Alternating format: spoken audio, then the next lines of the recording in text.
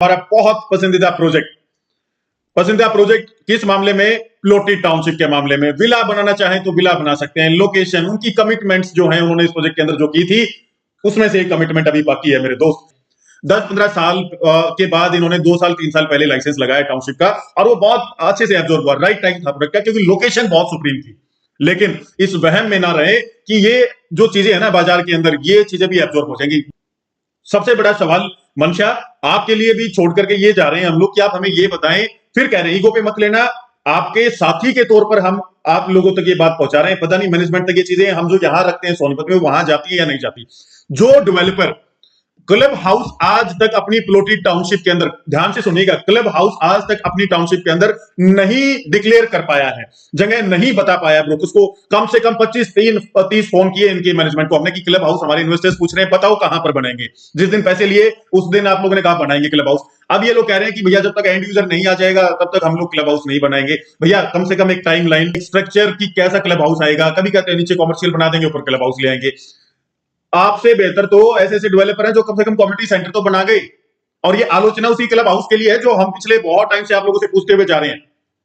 आप लोग आज तक क्लब हाउस को डिफाइन नहीं कर पाए हैं अपने प्रोजेक्ट के अंदर। हम लोगों ने काम किया, हमारे इन्वेस्टर्स ने पैसा लगाया। कितना दुख होता होगा हम लोगों को कि प्रोजेक्ट को प्रमोट किया, पैसा लगाया, लगवाया, उसके बावजूद भी वहां से चीजें हमें नहीं समझ आ रही हैं। देखो, और नेगेटिविटी की बात नहीं है, ये सवाल पूछ रहे हैं और इस सवाल का जवाब भी डेवलपर देगा तो ठीक है, नहीं देगा तो भैया हम लोगों को तो कोई ज्यादा झंडे उठाकर इसके पीछे भागना नहीं है, काम करना है बाजार के अंदर। हाँ, इस डेवलपर की कमिटमेंट, उसके अलावा जो था टाइमली डिलीवरी, डॉक्यूमेंटेशन के मामले में, वो सारी चीजें बाकी एवरेज कैटेगरी के बिल्डर से ज्यादा फ्रूटफुल हैं, उसमें कोई शंका नहीं है। प्राइम लोकेशन है, प्राइसिंग भी राइट रही है अभी तक। लेकिन जो क्लब हाउस बनाने के लिए तैयार नहीं है पहले, तो भैया वो कहां अल्ट्रा लग्जरी हाईवे जिससे लगभग 1000 एकड़ कह रहे हैं, 1000 गज के अंदर, 2000 गज के अंदर क्लब हाउस की बिल्डिंग स्ट्रक्चर नहीं खड़ा किया गया, उसको मेंटेन नहीं कर सकते वो लोग जब तक लोग नहीं आएंगे, तो वो अल्ट्रा लग्जरी की बात कर रहे हैं।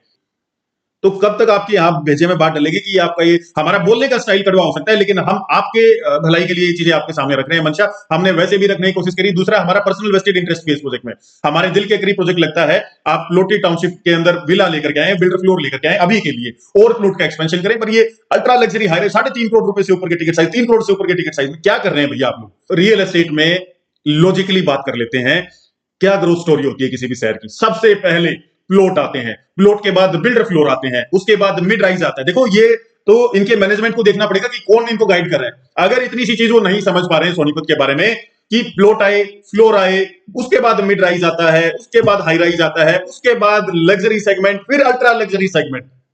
कितने पेंट हाउस सोनीपत के अंदर बिकते हैं?